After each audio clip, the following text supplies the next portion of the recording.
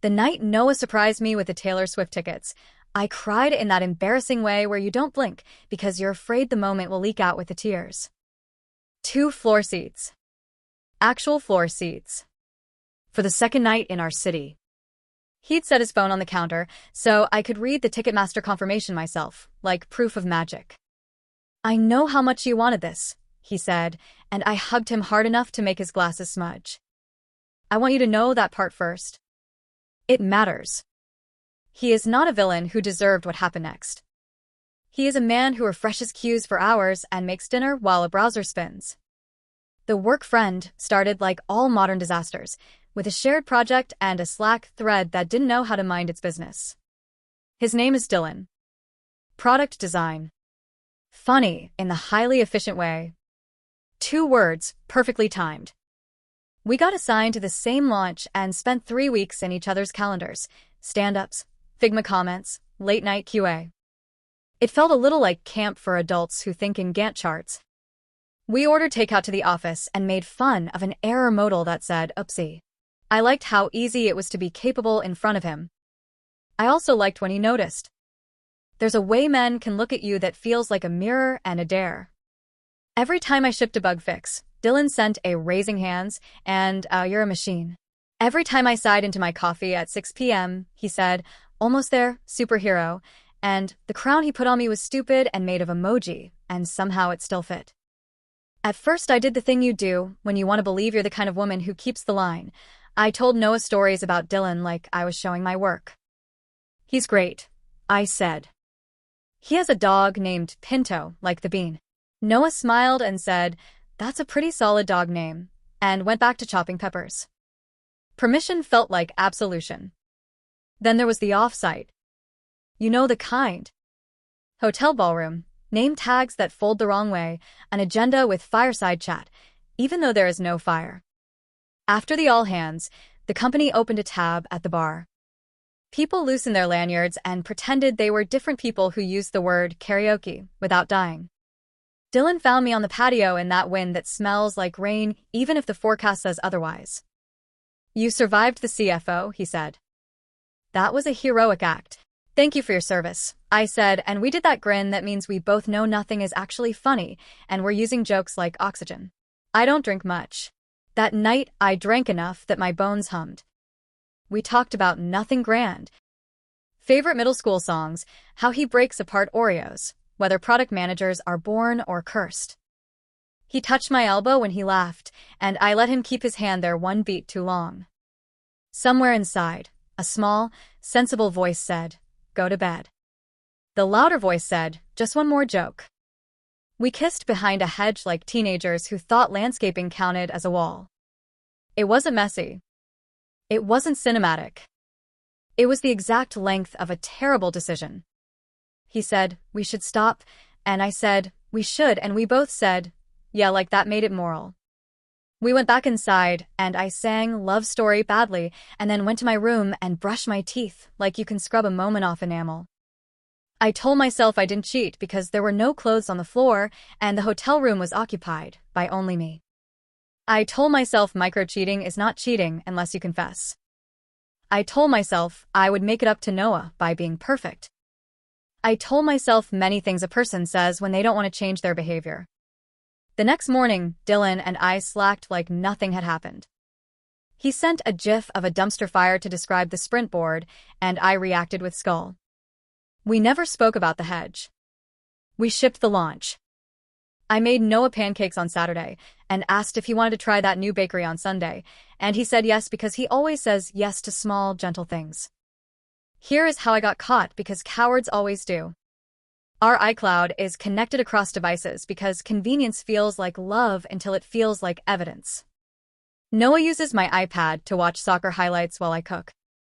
I used the same iPad at the offsite to airplay a product demo and forgot to log out. A week later, I sent Dylan a Slack from my laptop. "Okay, but you cannot seat me next to you at the next offsite. I have poor impulse control around hedges." I meant it as a joke that said, "Here is the line, up high, away from us." Slack mirrored to my iPad. The iPad popped the message onto the TV while Noah sautéed mushrooms. He didn't say anything. He turned the burner off. He set the spatula down like you set down a glass you don't want to break and said, "I'm going to take a walk. Please don't text me. I'll email you tonight."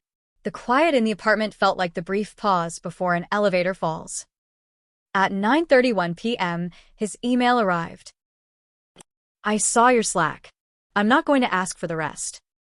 It's enough."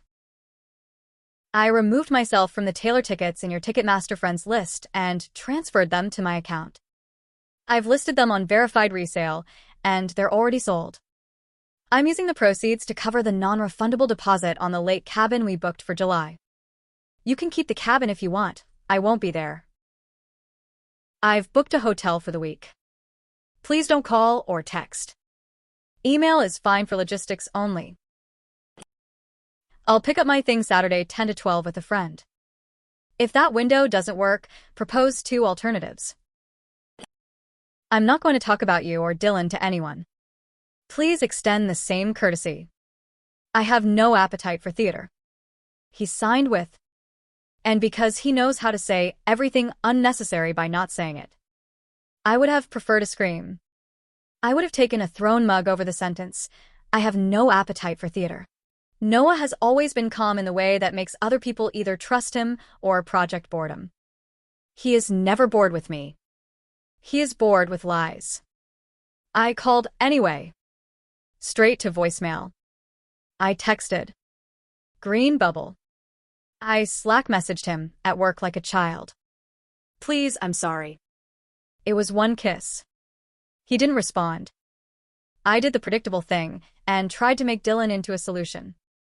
I cornered him in the kitchen at the office and said, "Noah saw the Slack. He sold the tickets." Dylan went pale in the particular way men do when the implications stack up faster than their sentences. "I'm sorry," he said. I'm not part of your relationship."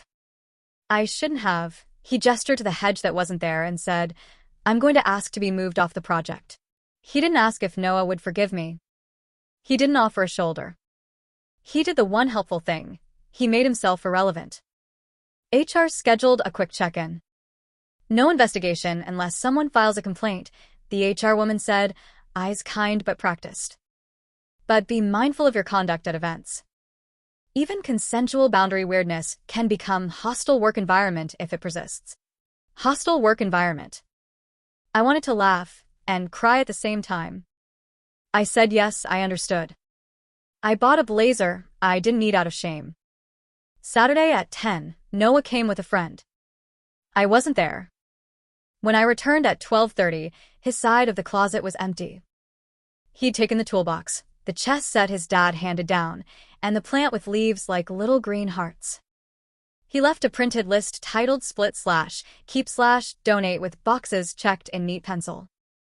He left the cast iron, yours. Seasoned your way, took the pour over, mine. Gift from my sister, split the wine glasses evenly. On the counter, his spare key in a Ziploc and a sticky note, USPS forwarding on my name, mark any strays forwarding in place.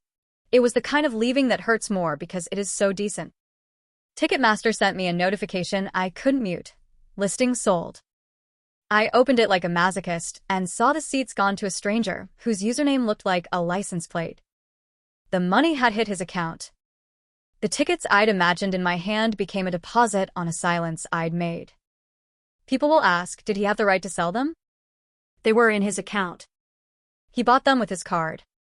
He transferred nothing to me beyond the idea of me singing in a stadium. A gift is a gift, my friend Liv said, sitting on my couch with sympathy and an angle. But if you give someone a future and they use it to build a hedge, what are you supposed to do? Bring them friendship bracelets. She has a sharp kindness. I love her for it. I wrote Noah an email with a subject line that tried to be adult. No excuses. Logistics/rent/utilities. I wrote that I was sorry for the kiss, that it was one time, that I knew one time is a coward sentence, that I would move out if he wanted, that I would cancel the lake cabin and give him the difference. He responded an hour later, you can stay through the end of the month. I'm signing a sublet. Let me know if you want to terminate the lease early, I'll sign. Please direct everything else through email. I wanted him to teach me a lesson. He refused. He just built himself a life that didn't require proctoring me. For a week, I saw him nowhere and everywhere. His coffee mug in the cabinet had a ghost. His shoes weren't by the door, and their absence had a shape. The corner where his chest set lived looked like a missing tooth. I started to clock when I swallowed a story that began, "It wasn't that bad," and replaced it with the accurate one. I made a man who loves me watch me treat attention like a bar tab. He closed the tab. Dylan sent one last Slack. "I'm truly sorry for my part. I've moved teams. Wishing you both well." It read like a resignation letter from a position he never should have accepted. My mother, who always knows when I've made a choice I'm going to regret, called and asked, "How are you?" I said, "He sold the tickets," and she said, "Of course he did, like this was math." You chose something cheap. He chose not to fund it. I want to make something clear because I can hear the chorus warming up. It wasn't just a kiss. It was a promise to myself that Noah was a given. It was a test he didn't agree to take. It was a choice to take the friction out of my life by adding a spark somewhere safe, which turned out not to be safe at all. I still catch myself imagining the concert.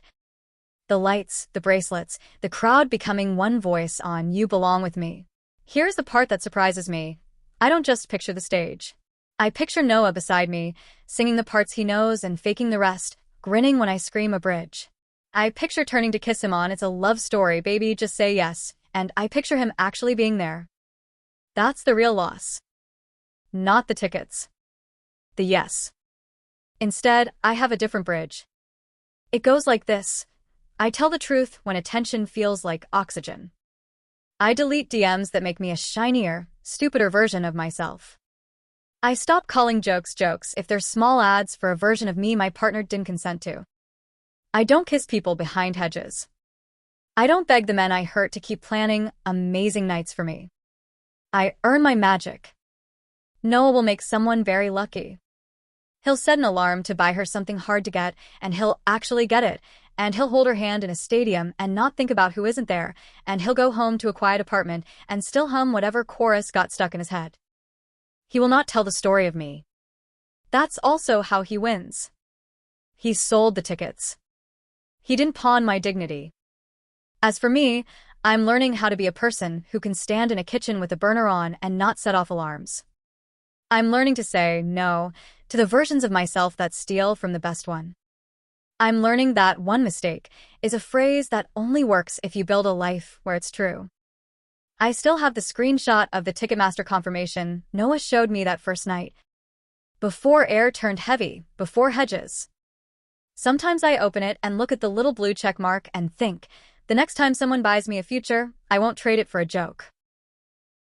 Hey everyone, thanks for watching. She called it one mistake with a work friend, and it cost her the Taylor tickets. And the man who planned the night of her dreams. Boundaries aren't petty, they're protection. If you like this video, please subscribe for more. Thanks, and see y'all tomorrow.